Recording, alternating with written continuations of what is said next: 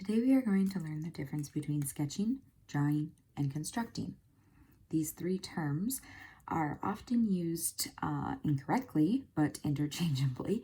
But now that you are in a geometry class, we want to make sure that you actually understand the differences, and that way on any sort of homework or assessment, you are doing the right thing and following the directions. Let's go ahead and start with sketch. Sketch means that you are sketching the figures free-handedly. You are not using any tools.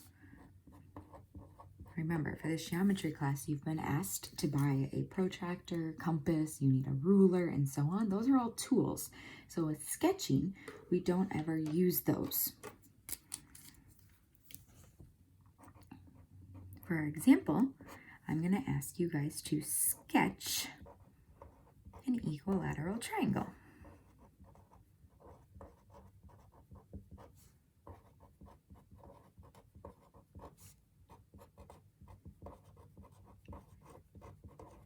Now, if you're doing this by freehand, the likelihood that the sides are perfectly straight and exactly the same length is very, very low. So do your best. Do my best here. Looks pretty close to an equilateral triangle, but we want to use marks so that the person viewing the shape knows that you're going for an equilateral triangle. Remember, we can use these congruency marks, and as long as they all match, so I have a single tick mark through each side length, that means that they're the exact same. In fact, with equilateral triangles, we've also learned the angles are the same. So I'll put a single arc on each one to show that the three angles are also congruent. When sketching, always be sure to mark your sketches.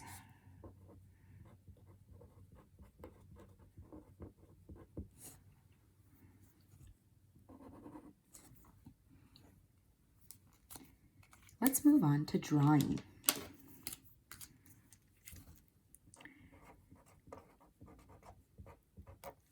For drawing, we're going to be a little bit more careful, and especially we are going to be accurate. So we're going to always be sure we're drawing carefully and accurately. Now, part of math obviously is being precise and trying to be accurate whenever you can. So what I mean in terms of accurate is we're going to actually use numbers. We're going to have measurements involved. The two tools that we have in our geometry toolkit that we have are a protractor and a ruler. So with drawings, we use a protractor and a ruler to measure.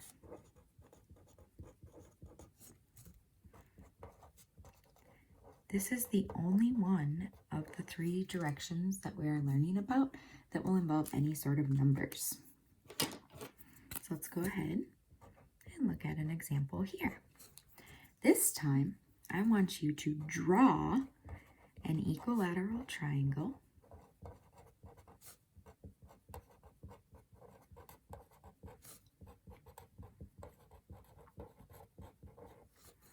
with sides 4 centimeters.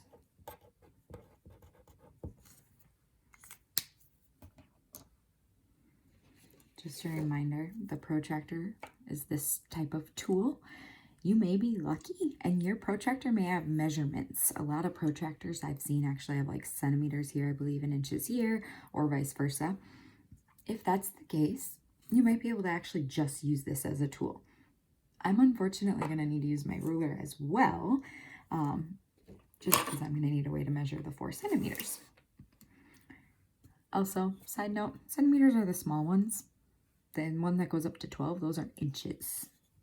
If you have a full ruler, I should say, a foot-long ruler, which is the most common kind.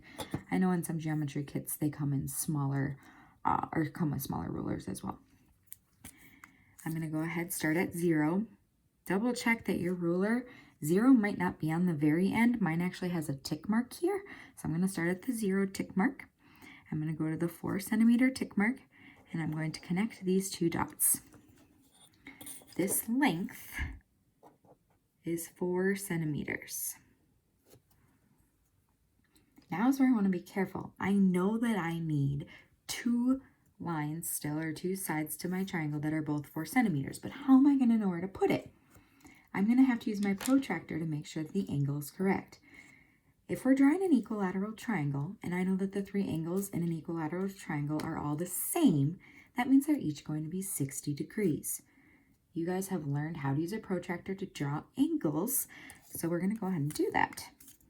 I'm going to go ahead, put the center of my protractor on one of the vertices. I'm going to put a dot at the 60. Fortunately, my dot's like way up here. Sorry about that. That being said, I don't necessarily have to like draw this whole line in and then measure the 4 centimeters. Because I am using a marker, what I'm going to do is I'm going to actually put the 0 tick mark at this vertice. Make sure my ruler goes through that mark. You can see the mark right here. And then I'm going to put a dot at the 4 centimeter mark.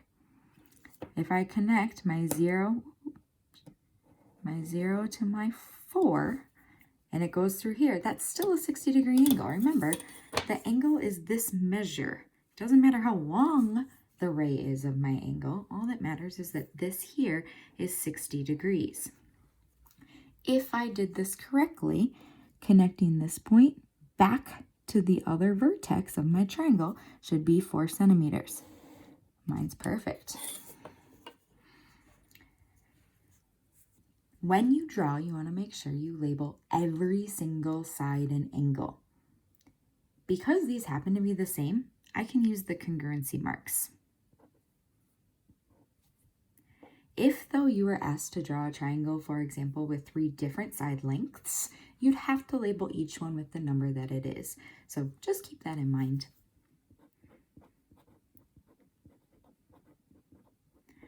Always label your measurements on your drawings.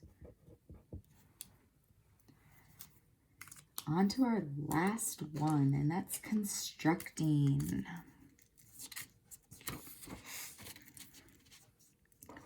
When we construct, we use a compass and a straight edge.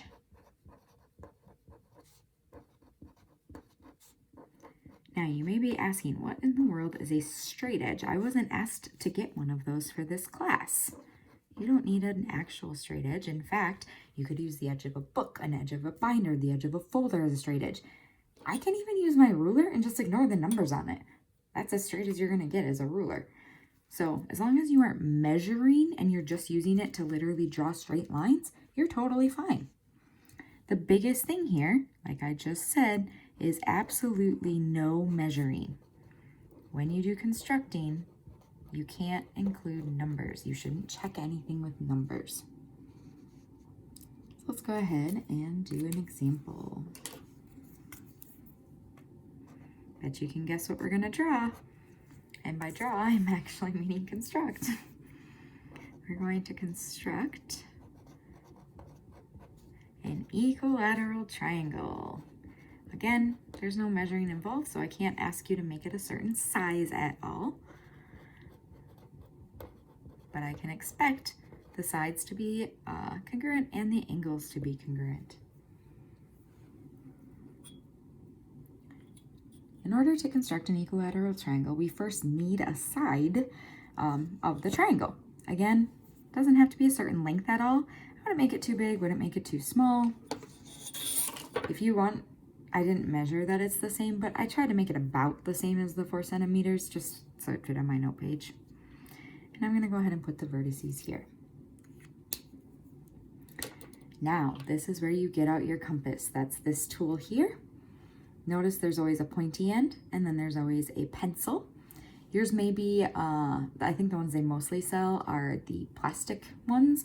So the knob, I believe, is usually over here or even on top of the pencil. So play around with your compass, make sure you know how to use it. You'll want to tighten it. You're going to have to move it like in and out depending on the width. So just make sure you know how to use your compass. We're going to go ahead and we're going to place the pointy end on one of the vertices. I'm then going to widen, in my case, because mine's too narrow right now, the pencil edge until it lines up perfectly with the other side. Notice I can draw an arc through here, and it's the width from here to here. Keep your compass as it is. This is the length that we want for our other two sides of our triangle if it's equilateral. What I'm going to do is I'm going to put the pointy end here and draw an arc up above. Notice everywhere on this arc is the same distance away. I didn't move my compass. Put the pointy end on the other vertex. Draw an arc. Everywhere there is as well the same distance away. Therefore, this dot, this intersection point of the two arcs, is the same distance away from both of the vertices. So then I can go ahead and finish my triangle. So I'm going to put my straight edge on the two vertices and connect the dots. And then similarly on these two vertices, connect the dots. We don't actually label anything with constructions, but the biggest thing that you want to make sure if you're asked to construct is that you always leave your construction marks. That's how I know that in this case it's an equilateral triangle or whatever it is you're trying to construct. So always leave those marks.